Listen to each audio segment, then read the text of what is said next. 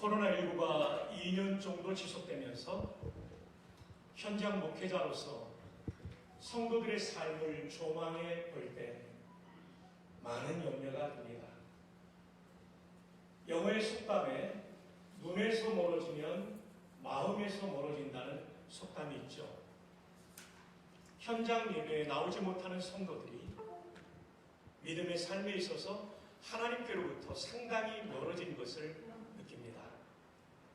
이것은 좀처럼 쉽게 극복될 수 있는 문제가 아닌 것으로 보입니다.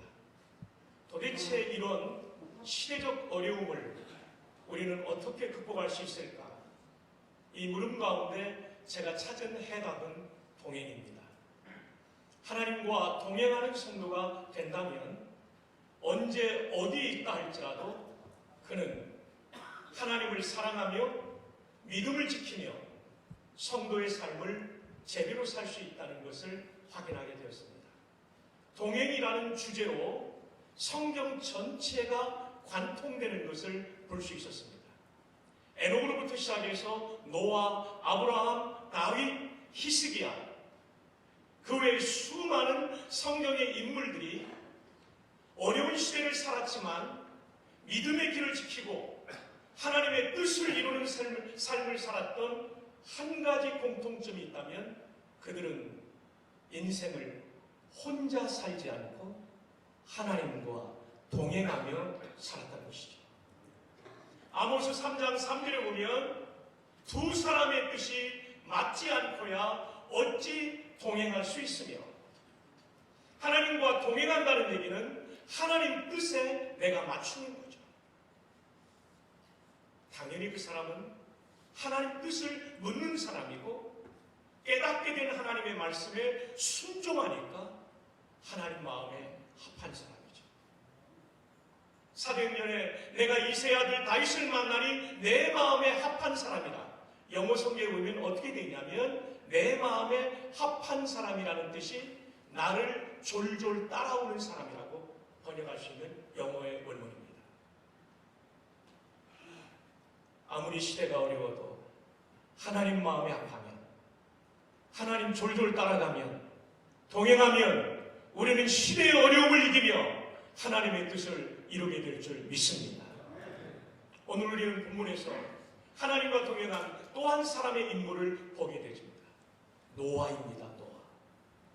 노아의 시대는 우리가 사는 시대보다 훨씬 더 험악한 시대였습니다. 자, 성경을 보면 6장 2절에 하나님의 아들들이 사람의 딸들의 아름다움을 보고 자기들이 좋아하는 모든 여자를 아내로 삼는지라. 여러분, 여기 하나님의 아들들, 장로들 잘 아시죠? 거룩한 색 계열의 경건한 성도들의 후손들을 말합니다. 근데 그 경건한 후손들마저도 사람의 딸들, 이 사람의 딸들은 불경건한 가인의 후손들을 말합니다. 여러분, 경건한 사람의 후손들이 불경건한 사람의 딸들과 혼인하게 됩니다. 이유는 뭡니까? 그들을 전도하기 위해서요? 아니요! 사람의 딸들의 아름다움만을 본 것입니다. 경건한 사람들의 후손들마저도 신앙이 무너져 내리고 있습니다. 외모만을 보고 결혼의 대상자를 선택한 시대. 불신자만이 아니라 성도들마저도 외모 지상주의에 빠져있던 노아의 시대를 우리는 지금 보고 있는 것이죠. 뿐만 아닙니다. 4절에 보면 당시의 땅에는 네피림이 있었고, 여러분, 네피림이라는 단어는 어떤 뜻인지 설명 올리겠습니다. 히브리 말 나팔의 복수가 네피림입니다. 남성 복수는 임으로 끝납니다. 여러분, 나팔이라는 단어의 뜻은 뭐냐면 떨어지다, 추락하다라는 뜻입니다. 그러므로 네피림은 어떤 사람들이냐면 타락한 사람들입니다. 그때 노아의 시대에 타락한 사람들이 있었고, 그런데 사랑하는 장로님들, 이 단어가 놀랍게도 헬라어로 번역될 때는 거인이라는 단어로 번역되었어요. 타락한 자들이라는 단어가 구약 성경이 히브리어인데 BC 3세기에 헬라어로 번역될 때 그것을 70인명이라고 하는데, 아시는 바와 같이 72명의 랍비들이 12지파에서 6명씩 뽑아서 유대교 랍비들이 헬라어로 번역하는 것이, 히브리어와 헬라어를 능숙하게 구사하는 사람들이 번역하는 것이 70인명입니다. 사도 바울도 구약을 인용할 때 70인명을 인용해요. 그만큼 권위가 있죠. 이 랍비들은 히브리어 구약 성경을 헬라어로 번역할 때 조상들로부터 배워온, 랍비들로부터 배워온 내용들을 포함시키죠. 네피림이 타락한 사람이지만 이들은 거인이었다는 것을 들어왔고, 그래서 타락한 자들이라는 네피림을 거인이라는 기간테스라는 단어로 번역합니다. 여기서 영어에 거인이라는 자이언트가 나오게 되죠. 무슨 얘기를 제가 드리고 있습니까?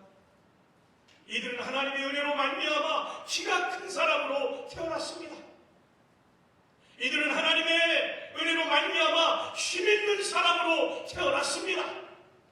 그런데 문제는 뭐냐면 내가 가진 힘을 가지고 폭력을 행사하는 타락한 자들이 되었다는 것입니다. 이것이 타락한 자들이라는 단어가 헬라어로 번역될 때 거인이라는 단어로 번역된 것을 통해서 알 수 있죠. 그래서 6장 13절에 보면 이렇게 말씀하죠. 11절, 그때 온 땅이 하나님 앞에 부패하여 포악함이 이 땅에 가득한지라. 네피림들을 중심으로 이들은 폭력성을 가지고 시대를 괴롭히는 사람들이 되었다는 거죠. 13절에 하나님이 노아에게 이르시되 모든 혈육 있는 자의 포악함이 이 땅에 가득하므로. 보십시오. 외모 지상주의로 말미암은 성적인 타락과 폭력으로 말미암은 사회의 질서의 무너짐. 힘없는 자들은 그 폭력의 희생제물이 되는 사회. 이것이 노아의 시대였다는 거죠. 또 이 시대는 부패가 아주 극심했던 시대였습니다. 11절로 12절에 오면 그때 온 땅이 하나님 앞에 부패하여 포악함이 땅에 가득한지라. 하나님이 보신즉 땅이 부패하였으니 이는 땅에서 혈육 있는 자의 행위가 부패함이었더라. 부패라는 단어가 3번이나 반복되고 있습니다. 이 부패라는 히브리 단어는 샤하트라는 단어인데, 이 뜻은 어떤 뜻을 가지고 있냐면 타락한, 퇴폐한, 사악한 뇌물이 통하는. 그 시대가 부패했다는 얘기는 악한 것을 생각하는 시대였고, 퇴폐적인 문화가 가득 찬 시대였고, 뇌물, 돈의 힘으로 사람들의 마음을 움직이는 시대였다는 것을 말해주고 있는 것입니다. 6장 5절에 보면 여호와께서 사람의 죄악이 세상의 가득함과 그의 마음으로 생각하는 모든 계획이 항상 악할 뿐임을 보시고. 보십시오. 계획과 생각이 항상 악했던 시대. 이게 바로 노아의 시대입니다. 하나님을 두려워하지 않고 외모지상주의와 성적 타락으로 일부 일처제가 무너져버린 시대. 그리고 힘있는 사람이 힘을 가지고 억압하는 시대. 사회의 모든 문화가 부패했고 돈으로 움직이던 시대. 하나님은 더 이상 이 시대를 관망할 수 없으셨습니다. 그래서 대홍수를 통해서 이 시대를 심판하시게 되죠. 그런데 놀라운 것은 이렇게도 철저히 타락한 시대 속에 한 인물이 새벽녘의 샛별처럼 이 시대를 비추고 있고, 인류의 구원의 길을 열어가시는 하나님의 구원 역사의 주인공으로 한 인물이 쓰임받고 있습니다. 그 사람을 오늘 본문은 이렇게 소개하고 있죠. 이것이 노아의 조건이라. 노아는 의인이. 여기서 말하는 의인은 절대적 의를 가리키지 않습니다. 후손이니까 상대적 의를 말하는 거죠. 그렇게도 부패했던 시대 속에 하나님의 뜻을 쫓았다는 것이죠. 당대의 완전한 자라, 이 완전한 자라는 단어가 역시 70인종으로 번역될 때는 성숙한 자라는 단어로 번역되었어요. 생각해 보세요. 그렇게도 타락했던 시대에 하나님이 보실 때 의롭게 살아갔던 노아, 그리고 성숙한 인격을 가지고 살아갔던 노아, 그래서 인류를 살리는 사명을 감당했던 노아, 도대체 그는 어떻게 이렇게 의로운 길을 걸어가며 성숙한 인격을 가지고 한 생애를 살아갈 수 있었을까? 이 질문에 대한 답을 우리는 6장 9절 하반절에서 찾게 됩니다. 노아는 의인이요 당대의 완전한 자라, 그는 하나님과 동행하였으며. 하나님과 동행하였으며. 이 문맥이 우리에게 답을 주고 있죠. 하나님과 동행하는 성도는 의로운 길을 선택하며 살아갑니다. 하나님과 동행하는 성도는 나이가 들어갈수록 성숙해집니다. 마치 오래된 포도주가 향기를 드러내듯 하나님과 동행하는 성도는 가면 갈수록 그의 인격과 신앙의 품성이 향기를 드러내게 되어 있죠. 저는 이게 코로나19를 맞이하고 있는 세계교회에 주시는 하나님의 답이라고 생각합니다. 그렇게도 타락한 시대였고 수많은 도덕적, 영적인 압박이 있었음에도 불구하고 노아라는 은밀은 의인으로 살 수 있었고 성숙한 존재로 살 수 있었고 마침내 하나님의 구원의 드라마를 완성하는 인물로 살 수 있었는데 그 답이 무엇이냐? 하나님과 동행하였더라.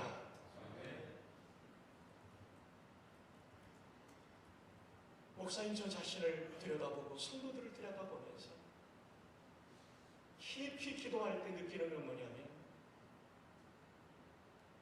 예배를 드리고 축복이 맞춰지면 성도들이 떠날 때 입으로 그런 말을 하지 않지만 하나님께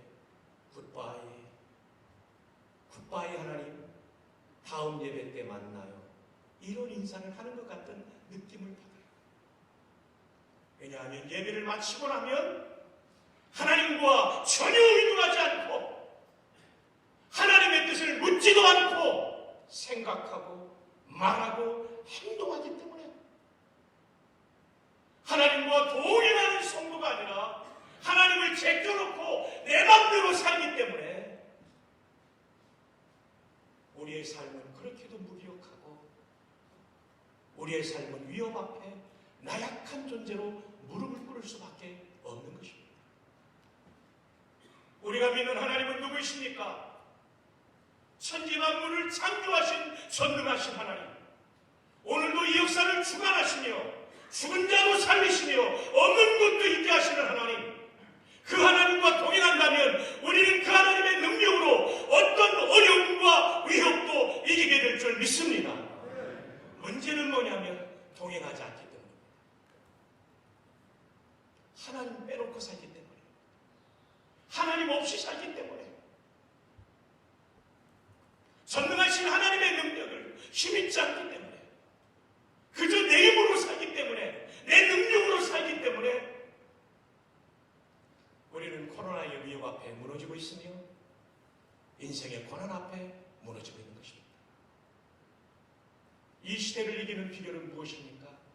하나님과 동행입니다. 동행의 파워가 얼마나 세냐면 그렇게도 하나님이 심판하지 않으면 안 될 만큼 총체적인 타락의 상황 속에서도 자신을 지키고 인류를 구원할 방주를 짓는 파워를 지니게 하는 게 하나님과의 동행입니다. 주 안에 사랑하는 장로님, 존경하는 장로님, 우리가 이 시대에 우리 자신을 지키고 우리 대구를 지키고 우리 총회를 지키는 비결은 다른 데 있지 않습니다. 하나님과 동행하는 삶이 회복되는 것입니다. 그럼 어떻게 동행할 수 있을까요? 창세기 주석을 창조과학적으로 쓰신 헨리 모리스 박사님의 창세기 기록이라는 주석이 있습니다. 제가 대학교 1학년인가 2학년 때 산 겁니다. 거기에 보면 하나님과의 동행을 이렇게 설명하고 있어요. 하나님을 믿음으로 기도하고 하나님을 믿음으로 말씀에 순종하여 하나님과 친밀한 교제와 교통하는 것이다. 이 동행은 오늘 우리에게도 똑같이 가능한 특권이다. 에녹과 노아만 가능한 게 아니라 오늘 우리에게도 똑같이 가능한 특권이다. 하나님과의 동행이 우리에게 주시는 놀라운 특권이죠. 그것은 무엇입니까? 하나님을 믿음으로 기도하는 것입니다. 그냥 기도하는 게 아니라 믿음으로 기도하는 것입니다. 그리고 믿음으로 말씀을 받는 것입니다. 그리고 그 말씀에 믿음으로 순종하면 하나님과의 깊은 교통이 이루어져서 하나님과 함께 걸어가는 동행이 가능한 거죠. 저는 총회나 공공기관, 공적기관에 와서 강론할 때 제일 마음 아픈 게 있어요. 강론을 순서의 하나쯤으로 생각하는 거예요. 종교개혁자들은 절대로 그렇게 생각하지 않았습니다. 말씀에는 세 가지가 있다. 기록된 말씀인 성경, 선포된 말씀인 설교 강론, 보이는 말씀인 성찬입니다. 제가 존경하는 하이미 블링거라는 스위스의 종교개혁자는 제2스위스 시한고백서, 우리 개혁주의 시한고백서입니다. 거기에 그는 이렇게 말합니다. 데살로니가전서 2장 13절을 근거로 해서 선포된 하나님의 말씀은 곧 하나님의 말씀입니다.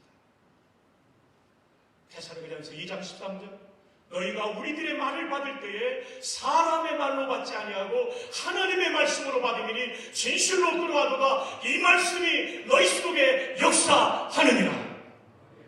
존경하는 장로님들, 강단에서 말씀이 선포될 때 인문학 강의 정도로 생각하지 마십시오. 그렇다면 여러분은 강의 수준의 말씀을 받을 거예요. 그러나 이것이 선포된 하나님의 말씀으로 받을 때 이 말씀은 우리 장로님들 심령 속에 강력하게 역사할 줄 믿습니다. 오늘 이 말씀도 마찬가지입니다. 이 말씀을 듣고 오늘부터 동행의 삶을 다시 시작해야 됩니다. 장로의 장립을 받을 때 그 뜨거웠던 주님과의 동행의 자리로 돌아가야 됩니다. 하나님을 만났던 그 은혜의 자리로 다시 돌아가야 됩니다. 관성에 의해서 살아왔던 우리의 신앙생활과 총회의 정치에서 우리는 이제는 새로워져야 됩니다. 하나님의 뜻이 무엇입니까? 내가 하나님의 종입니다.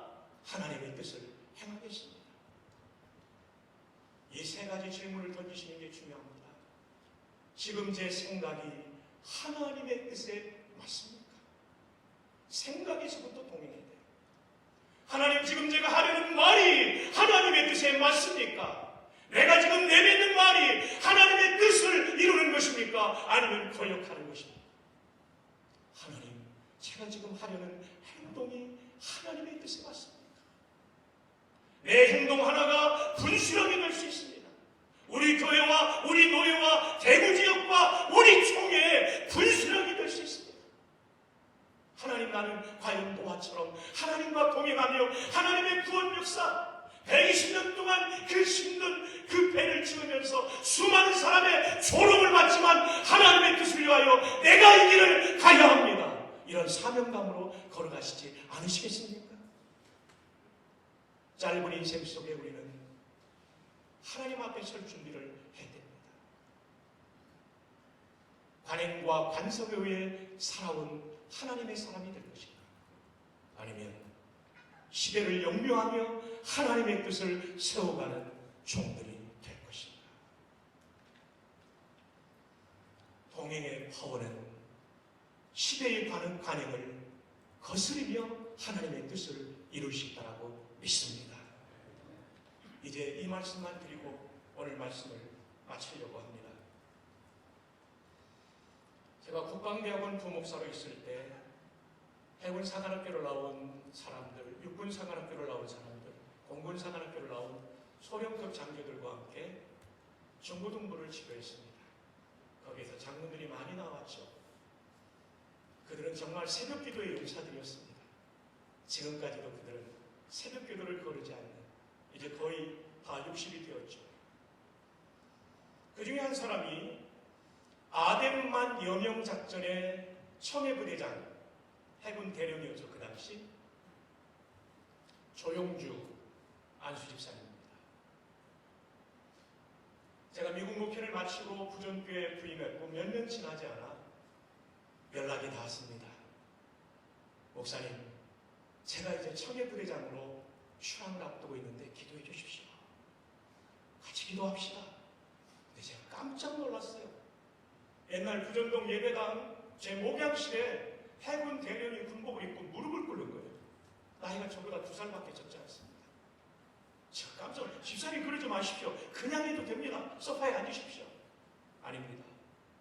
하나님 앞에 무릎 꿇고 싶어요. 안수기도를 했습니다. 그리고 목사님, 우리 부대가 임무 수행을 잘하도록 기도해 주십시오. 이때가 2010년쯤 됐을 거예요. 그리고 2011년, 지금으로부터 11년 전 1월 21일, 곧 아덴만 여명작전 승리의 11주년이 됩니다. 그는 해적에게 납포된 3호 주월 2호 소놈들을 구출하라는 작전 명령을 받고 그는 작전에 돌입하게 됩니다. 1차 작전은 실패였습니다.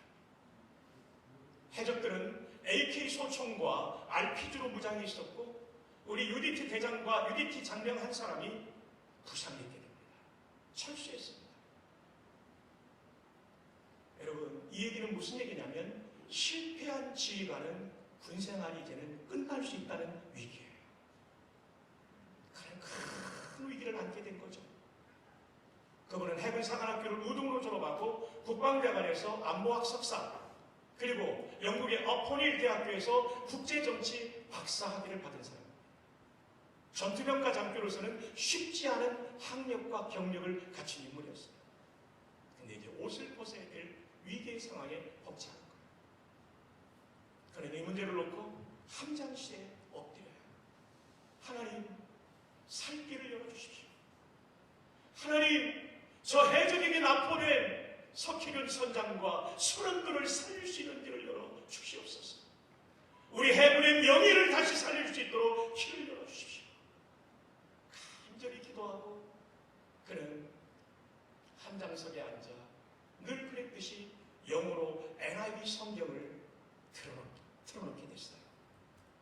너무 피곤하니까 눈을 감게 되는데 눈을 감기 전에 CD 플레이어의 그 파란색 창에 떠있는 것은 시편 40편이었어요. 그리고 눈을 감고 있는데 갑자기 자신의 곁을 지나가는 어떤 신비로운 느낌을 경험합니다. 근데 놀랍게도 들려오는 말씀은 모니터 창에서 본 시편 40편이 아니라 시편 27편이 들려오기 시작합니다. 영어로 한번 제가 읽어드릴게요. The Lord is my light and my salvation. 여호와는 나의 빛이요 나의 구원이시니 Whom shall I fear? 내가 누구를 두려워하리요? The Lord is the stronghold of my life. 여호와는 내 생명의 요새이시니 Of whom shall I be afraid? 내가 누구를 무서워하리요? 이 말씀이 들려오는데요. 며칠 동안 밤잠을 못 자서 천근만근이 되던 이 몸이 갑자기 깃털처럼 가벼워지는 것을 경험하는 거예요. 하나님의 말씀이 계속 들려옵니다. Wait for the Lord. 여호와를 기다려라. Be strong. 강하라. And take courage. 용기를 가져라. And wait for the Lord. 그리고 여호와를 기다려라. 여러분, 말씀이 강력하게 이분의 마음속에 들어오기 시작합니다. 그리고 마음속에 좌절했던 마음속에 하나님이 힘을 주시면 갈 수 있다는 믿음이 생기기 시작합니다.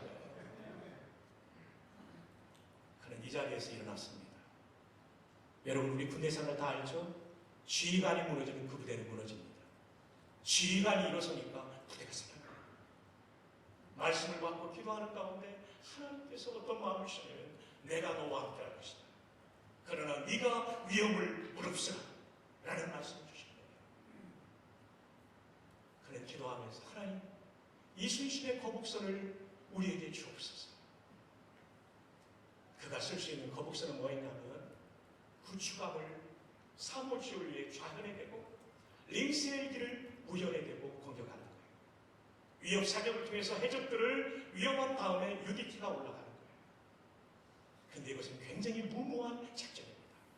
왜냐하면 해적들이 RPG를 가지고 있기 때문에 RPG 한 방이면 선교가 날아갑니다. 선교가 날아갑니다. 링셀기가 미국과 일본 헬기처럼 방탄이 안 된 헬기였기 때문에 한 방이면 접수당하는 거예요. 그럼에도 불구하고 이것밖에 없는 거예요. 참모들과 의논합니다. 우리가 좌연으로 올라가다가 해적들에게 피탄을 당했는데 맨 후미로 올라가라. 함장님 거기는 스크루가 있어도 위험합니다. 한번 실험해보자 했더니 UDT 보트는 수심 깊지가 않기 때문에 가능한 거예요. 그리고 그는 기도하면서 하나님의 인도로 작전을 세우게 됩니다. 드디어 2011년 1월 21일 조영주 제독은 거의 뜬 눈으로 밤을 지새웠습니다.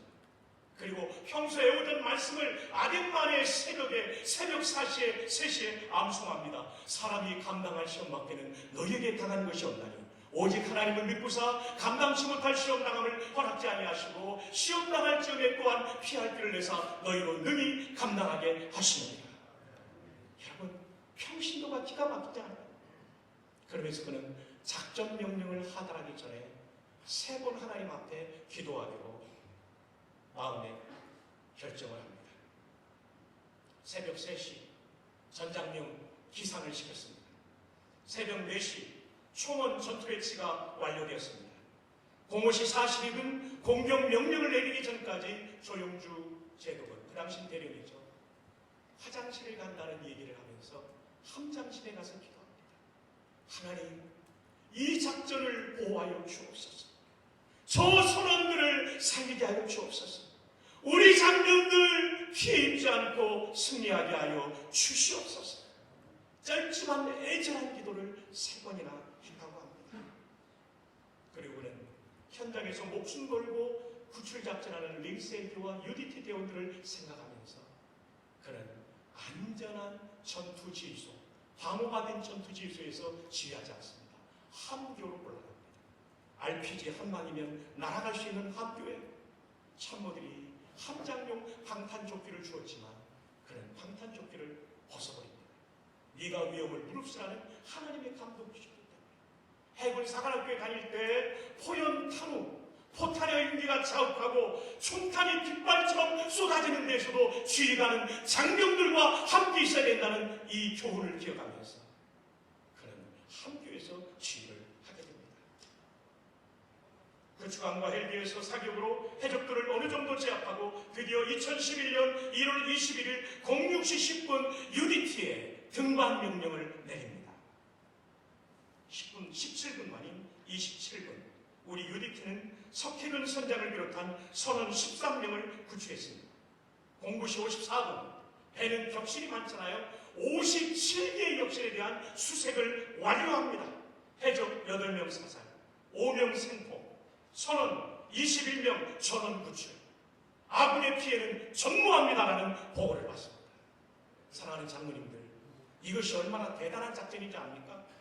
전 세계 해군 역사상 해상에서 인질이 잡힌 상태에서 인질이 단 한 명도 죽지 않고 구출한 최초의 작전이 아덴만 여명작전입니다. 이 놀라운 승리,